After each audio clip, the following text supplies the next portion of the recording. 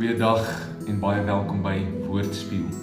Vandag is ons by Eksodus hoofstuk 7 en ek lees vir jou Eksodus 7 vers 5 wat sê: Wanneer ek vir die Egiptenaars gewys het hoe magtig ek is en hulle gedwing het om die Israeliete tussen hulle te laat uitgaan, sal hulle weet dat ek die Here is. Farao verhard sy hart teenoor God. Daarom besluit God om daardie toestand van Farao se hart ten volle te gebruik om homself bekend te maak aan sy volk, maar ook aan die Egiptenare. God het nie Farao se hart verhard teen sy wil nie. God het slegs die toestand van Farao se hart gebruik, ten volle gebruik om homself dan nou te verheerlik.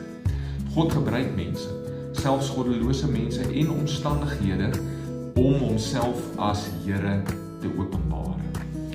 Wanneer iemand sy hart op 'n koers plaas, sal God daardie koers ten volle gebruik tot sy eer. Daarom moet ek nie wonder waarom iemand wat hulle self op die koers of op die pad van boosheid geplaas het, daardie pad end uitstap nie. Dit was sy besluit om op daardie pad te stap. So God gaan dit net gebruik tot sy eer. Natuurlik sal God genadiglik vir so 'n persoon konstant geleenthede gee om van daardie pad af te klim, soos wat hy telke male met Farao gedoen het.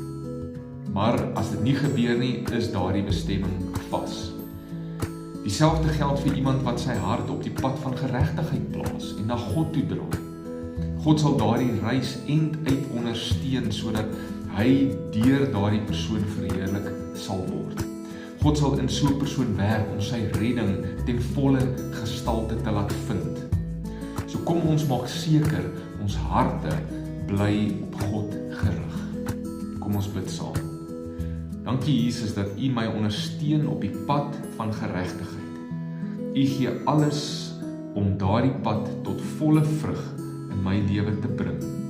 Amen. Die Here seën jou, deel hierdie video met iemand, maak seker jy subscribe op die YouTube kanaal, sodat jy nie hierdie video's mis nie. Tot die volgende keer.